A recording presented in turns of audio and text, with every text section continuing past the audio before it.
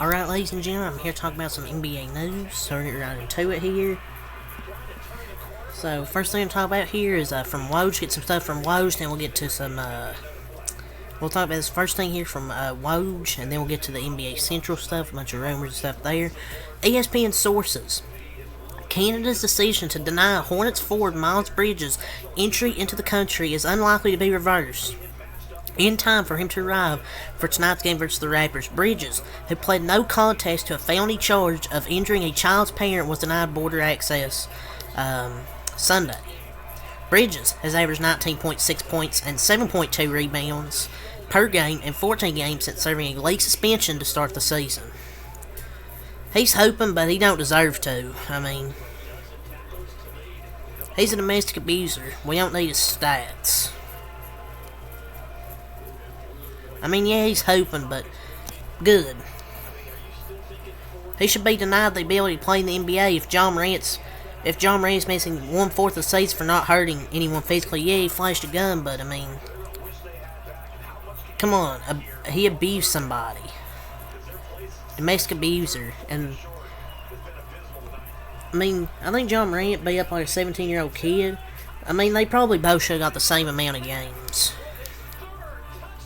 But Canada, maybe it's a W for Canada. Miles Bridges, don't be up on women. Lock up that thug. Shouldn't even be in the league. Just stating the facts, just stating the truth. So, 4-time NBA All-Star center DeMarcus Cousins' agreement with the Taiwan Beer Leopards is for a 10-day and 4-game period, sources tell ESPN. Cousins is expected to join the team in mid-January. Man, DeMarcus Cousins in Taiwan. That's crazy. Just sad to see.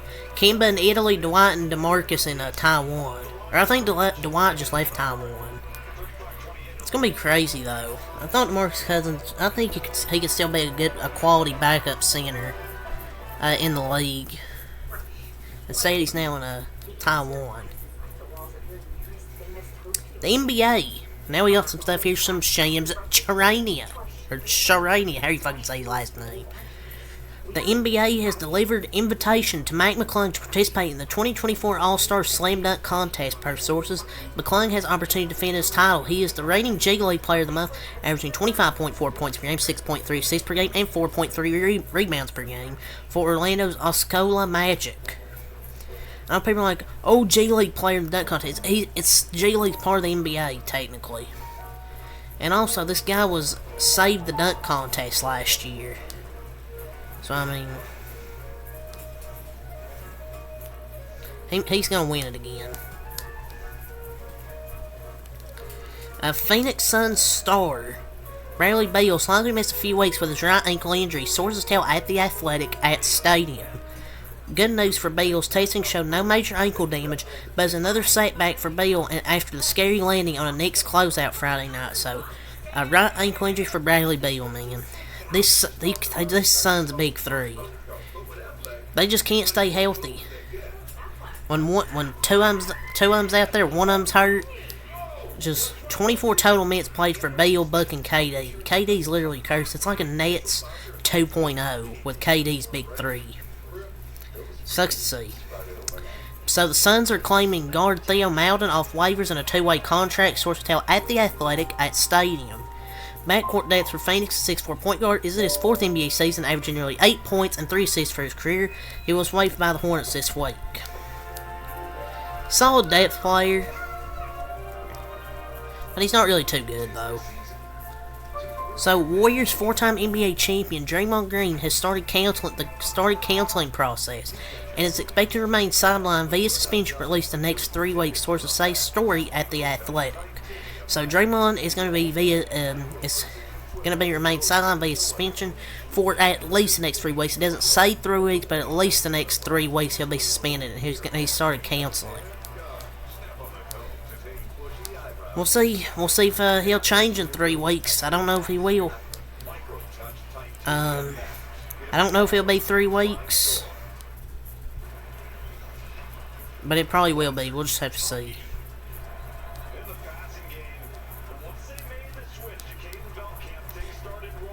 This will add up to over like 15 games of suspension, so. Police say Chance Camacho, an ex-G League player for Stockton, who had one NBA appearance for Portland, and his girlfriend face an open murder charge for the killing of a 23-year-old woman in Las Vegas. The remains of the body have been located in a desert area in Henderson, Nevada. Man, an ex-G League player and his girlfriend apparently murdered this 23-year-old woman. I forgot her first name, something Rogers. But what the hell, man? He deactivated his Instagram thing so fast. But he's guilty. I mean, and his girlfriend too. But this is just crazy. Rest in peace to the victim. I forgot what her first name is. I'm not going to say it because I don't want to spread false information. But something Rogers was her name. Bro threw away the bag just to freaking murder somebody. Freaking idiot. But yeah, it's all the stuff from Woj and Shams. So let's get into the stuff here from NBA Central. So, Jordan Clarkson is available for trade via Chris B. Haynes. I felt the Lakers could be interested, but watch this freaking shooting splits be terrible in the Lakers. I mean, the Lakers don't have anything to trade, though. So, I mean, I don't think he'll go to the Lakers. The Lakers, I don't think will get him. But I feel he's the perfect sixth man. He won't be starting for a contender. He'll be a good bench guy. So I think he'll be a perfect sixth man for a contender coming off the bench. So there's a, quote, reasonable scenario in which Zach LaVine remains with the Chicago Bulls past the February 8 trade deadline per at KCJ Hoop. If this is true, unserious franchise. But maybe because the Bulls could be asking for way too much.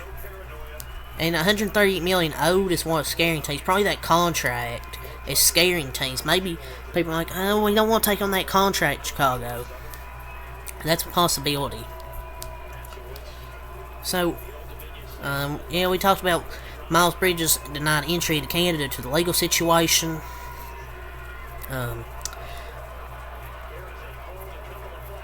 Monty Williams, amidst the Pistons' losing streak, quote, bothers him. Quote, it bothers me because it's my job to figure out. I've lost my wife and I've had 2 close family members deal with cancer, so that's a perspective that I always have. But this is my body of work, and to come here to lose like this, I want to do better than we've done, end quote. Look, you cannot use that cancer to justify the streak. But I mean, losing your wife would be pretty big, so I get what he's saying. I don't think he's justifying anything. He's not dismissing anything. He simply says he's lost a lot and he feels bad. The coaching is the one thing that is in his control, and he still can't fix it. So I feel for him because, you know, losing your wife sucks. 2 close family members, dealing with cancer, a bunch of stuff like that. So we'll just have to see.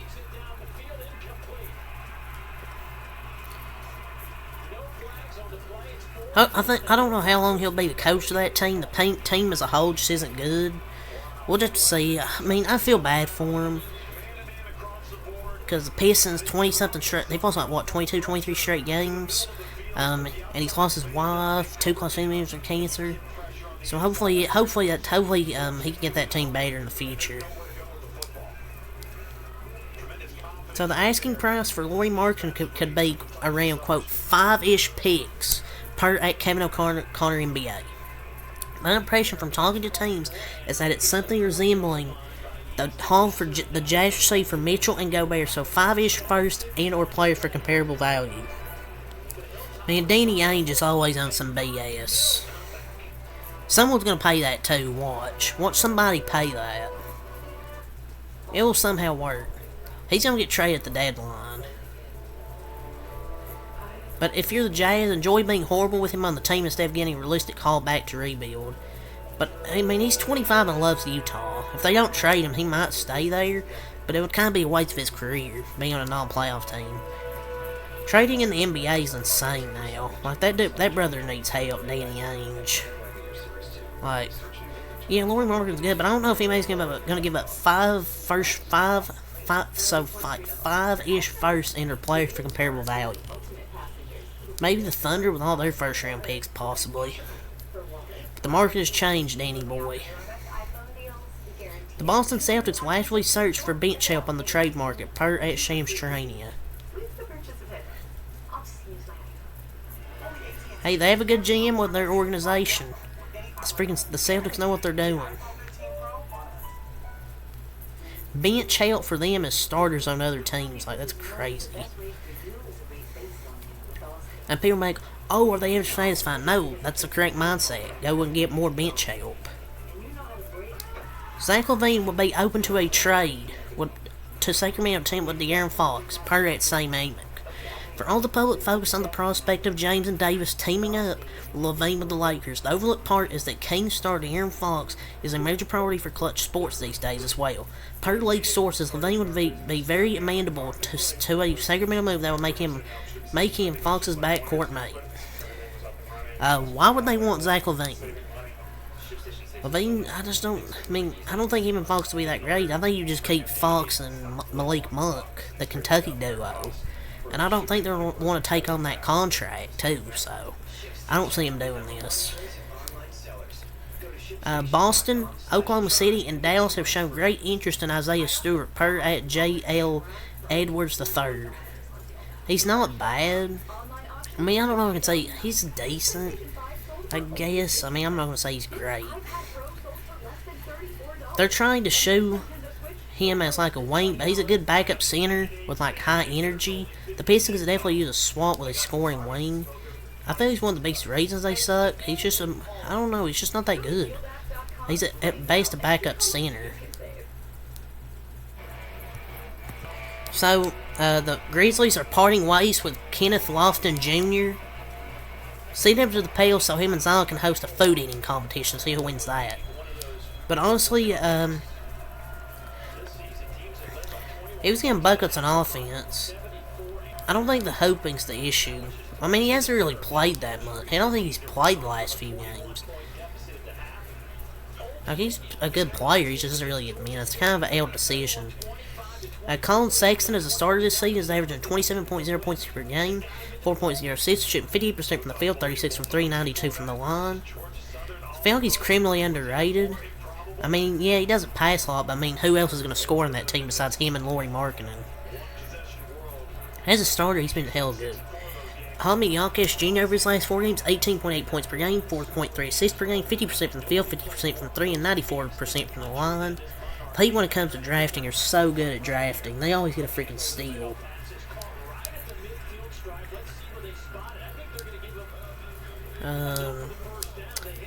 Kawhi over his last 10 games has been phenomenal. He's put up a few 30 pieces, a 40 piece. You can't freaking guard him when he's on fire like this, and this is probably his healthiest season. So Dillon Brooks says he wants to win every time he plays the Grizzlies after they didn't want to re-sign him this past offseason. I mean, shouldn't he? How's this news?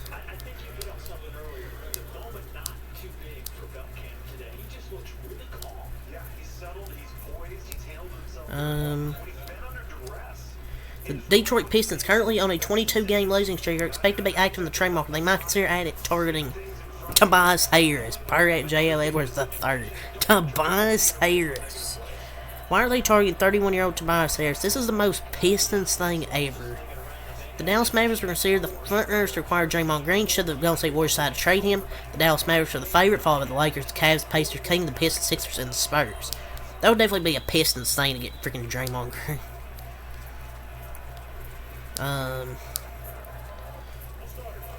Report, TJ McConnell is drawing ongoing interest from playoff teams. I mean, he's a solid role player, solid bench player. But yeah, but that's all for the NBA news. So until next time, peace.